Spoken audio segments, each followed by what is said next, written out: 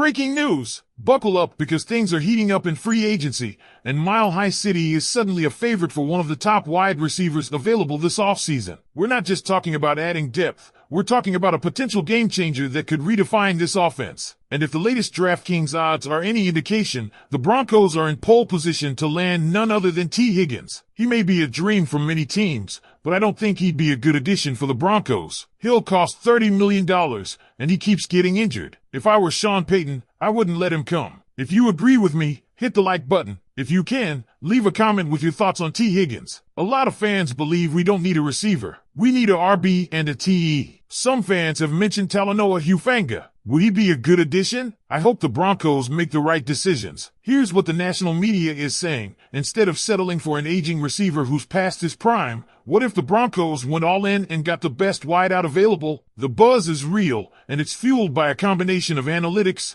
roster moves, and a growing belief that Denver is just a few pieces away from being a legitimate contender. Analysts like Kay Adams aren't just offering hot takes. She's been one of the few consistently loud national voices on this team. She was on the Broncos bandwagon before most, attending training camp and giving us some of the best insights into this team. And what she's saying recently, that the Broncos have the formula to follow the Philadelphia Eagles model and make a deep playoff run. Now, if you're wondering why she believes that, just look at the foundation Denver has built in the trenches. The offensive line? Absolutely stacked. PFF and the 33rd team recently ranked the top tackles in the league based on the fewest pressures allowed. And get this, Denver has not one but two in the top 10. Garrett Bowles continues to be a force on the left side, keeping the blind side clean, while Mike McGlinchey has finally shed the doubts around him and stepped up in a big way on the right. That's how you build a dominant offensive line, and that's exactly what the Eagles did on their way to the Super Bowl. And then there's Quinn Meinerz, who isn't just a solid lineman, he might be the best offensive guard in all of football. That's not an exaggeration. That's backed up by the tape and the numbers. With three absolute standouts anchoring the trenches, Denver is putting together the kind of front that can control games, dominate the line of scrimmage, and give their quarterback all the time in the world to work. Now, let's talk about the other side of the ball. Because it's not just the offense getting love. Vance Joseph, Denver's defensive coordinator, has quietly been one of the best in the game. And yet, despite his success, he didn't get a single head coaching offer this cycle. That's a win for Denver because keeping Joseph around for another year means continuity for a defense that was trending upward. He ranked higher than guys like Aaron Glenn, who did land a head coaching gig, and was right behind former Broncos coach Vic Fangio, who just helped lead the 49ers to a Super Bowl appearance. That tells you just how highly regarded he is, even if the rest of the league isn't catching on yet. So let's circle back to what might be the biggest piece of the puzzle. T. Higgins. We've seen the whispers. We've seen the hints. And now, we're seeing the odds shift in Denver's favor. At plus 300, the Broncos are now the betting favorites to land the star receiver. And remember that moment at the end of the Denver-Cincinnati overtime thriller when Bo Nix was caught covering his mouth while talking to Higgins? What was said in that moment? We don't know for sure. But if you're a Broncos fan, it's hard not to dream about what a connection between those two could look like. Higgins isn't just another big-bodied possession receiver. He's a playmaker. He's got the size to win contested catches, the route-running ability to create separation, and, unlike some other targets, he's an absolute menace after the catch. When was the last time Denver had a receiver who could consistently break tackles and turn short gains into big plays? He brings a dimension to this offense that we just haven't seen in years. And let's talk about what that means for the rest of this receiving core. Courtland Sutton has been the de facto number one, but bringing in Higgins allows Sutton to thrive in more favorable matchups. Marvin Mims gets to develop with less pressure on his shoulders. Troy Franklin, another young talent, benefits from learning alongside proven veterans. This isn't just about adding one piece, it's about elevating the entire unit. Now, let's address the elephant in the room. What would it take to land him? The price tag will be steep, but Denver has the financial flexibility to make it work. The ownership group is one of the wealthiest in the league,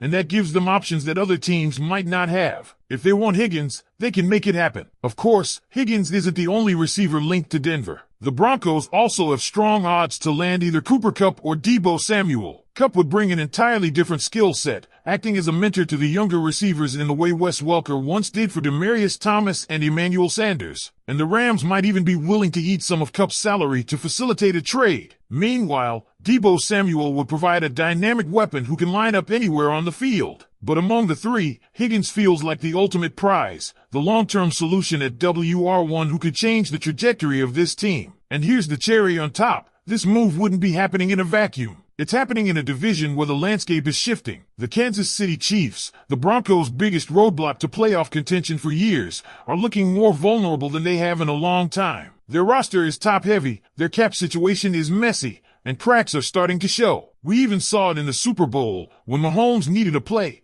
Travis Kelce was just standing around, looking lost. That's not the same Chiefs team that dominated the AFC for the past half-decade. So, Broncos country, it's time to get excited. The foundation is in place. The defense is rock solid. The offensive line is elite. The young quarterback is ready to take the reins. And now, the Broncos are on the verge of making a massive splash by adding a premier playmaker on the outside. What do you think? Would landing T. Higgins be the move that puts Denver over the top? Would you prefer Cooper Kupp or Deebo Samuel instead? Let me know in the comments, because Broncos country, we might just be on the verge of something special. And here's the thing, this isn't just some off-season pipe dream. The odds, the roster construction, the financial flexibility, it's all lining up for the Denver Broncos to make a legitimate run at T. Higgins. If this happens, it's not just about adding another receiver. It's about fundamentally shifting the offensive identity of this team. Think about what this means for Bo Nix. If Denver follows through on this move, they're doing exactly what successful franchises do when they bring in a young quarterback. They're surrounding him with elite weapons. Look at what the Bengals did for Joe Burrow with Jamar Chase. Look at what the Dolphins did for Tua Tagovailoa with Tyreek Hill. The formula is there. Give your young quarterback a legitimate, proven WR1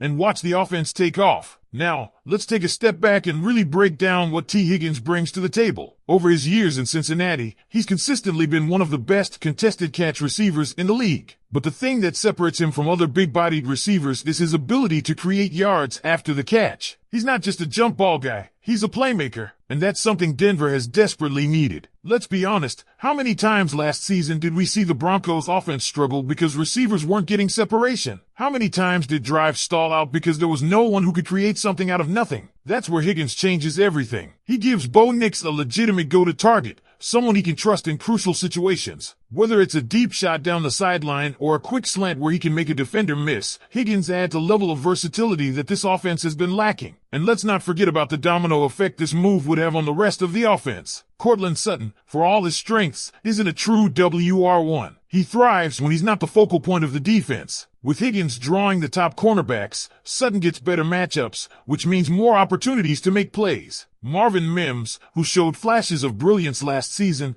gets to develop without the pressure of being the primary deep threat. And then there's Troy Franklin, a young receiver who could benefit massively from learning under both Higgins and Sutton. So Broncos country, I want to hear from you. If you had to choose between T. Higgins, Cooper Kupp, or Deebo Samuel, who would you go with? Do you think the Broncos should go all in on Higgins? Or would you rather see them spread the money around and add multiple pieces? Drop your thoughts in the comments, because this offseason is about to get wild.